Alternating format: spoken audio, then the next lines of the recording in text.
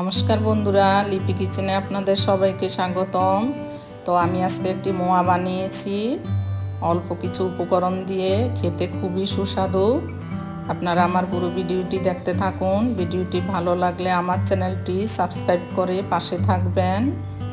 তাহলে চলুন ভিডিওটি শুরু করা যাক। অনেকেই জানে না কিভাবে মোয়া বানাতে হয়, আমার এই ভিডিওটা দেখলেই বুঝতে পারবেন। খুবই সহজ মোয়া বানানো। এই যে এক বাটি বাদাম নিয়ে নিয়েছি, চীনা বাদাম, আর এক বাটি তিল নিয়ে নিয়েছি ছোট বাটি।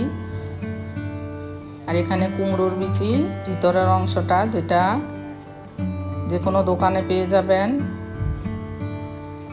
বাদামটা কড়াইতে দিয়ে দিয়েছি, একটু ভেজে নেব।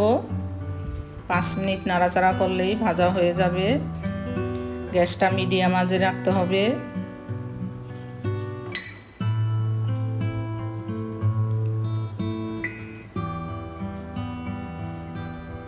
একটু নেড়ে চেড়ে ভেজে নেব বাদামটা। আপনারা এই মোয়াটা বিকেলে সন্ধ্যার টিফিনে যে কোনো সময় বানিয়ে খেতে পারবেন, খুবই তাড়াতাড়ি হয়। বাদামটা ভাজা হয়ে গেছে, নামিয়ে নেব।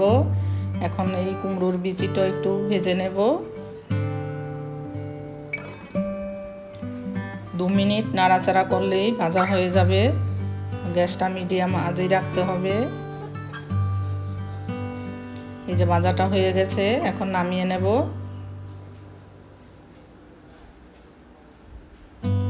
এখন তিলটা ভেজে নেব। তিলটাও 2 মিনিট নাড়াচাড়া করলেই ভাজা হয়ে যাবে, গ্যাসটা মিডিয়াম আঁচে রেখে। তিলটা নাড়াচাড়া করতেই হবে, না হলে তলাটা লেগে যাবে। তিলটাও ভাজা হয়ে গেছে। এই যে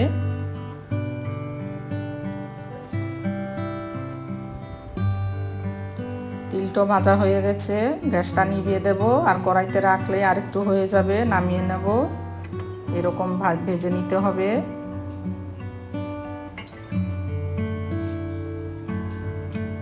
এখানে 400 গ্রামের মতো আখি গুড় নিয়ে নিয়েছি। গুড়টা দিয়ে দেব কড়াইটার মধ্যে। 1 বাটি পরিমাণ জল নিয়ে নিয়েছি, জলটা দিয়ে দেব। এখন গুড়টা নেড়ে নেব।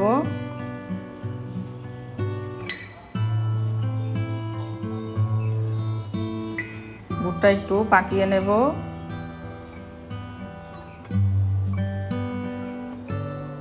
এই যে গুড়টা চিটচিট হয়ে এসছে, আর একটু হবে।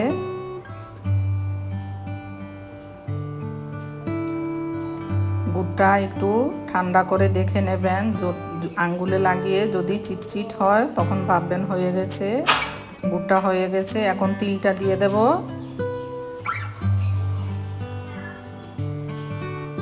তিলটা দিয়ে দিয়েছি। এখন এই কুমড়ার বিচিটা দিয়ে দেব গুড়ের মধ্যে। এখন বাদামটা দিয়ে দেব। বাদামটা চোকলাটা ছাড়িয়ে নিয়ে নিয়েছি ঠান্ডা করে। এখন সব কিছু ভালো করে মিশিয়ে নেব। আর এখানে আমি মুড়ি নিয়ে নিয়েছি। মুড়িটা দেখে দিতে হবে, যতটা লাগবে অতটা পরিমাণে দিয়ে দেবেন। মিশিয়ে মিশিয়ে দেখতে হবে কতটা লাগবে। এখন মিশিয়ে নেব ভালো করে, পরে লাগলে আরেকটু দিয়ে দেব।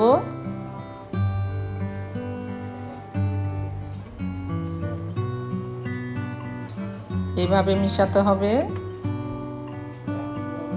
মুড়িটা বেশি দেওয়া যাবে না, তাহলে ছেড়ে দেবে আর আঠা আঠাটা হবে না।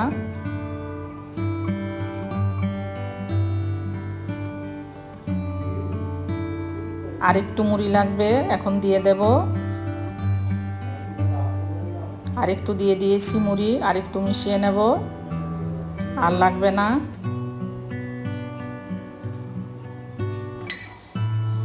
এখন ভালো করে মিশিয়ে নেব।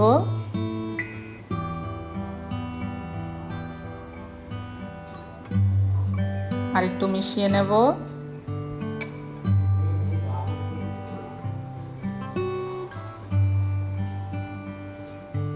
আপনারা যে কোনো সময় মোয়াটা বানিয়ে খেতে পারেন। এখন বেঁধে নেব।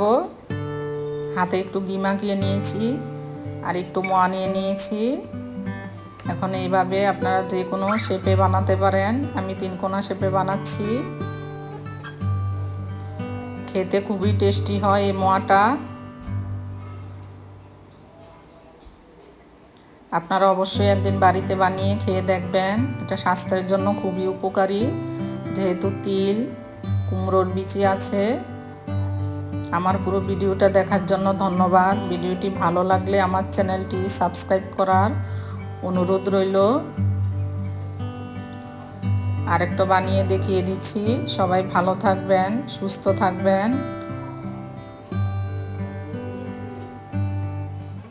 এই যে এইভাবে বানাতে হবে মোয়াটা।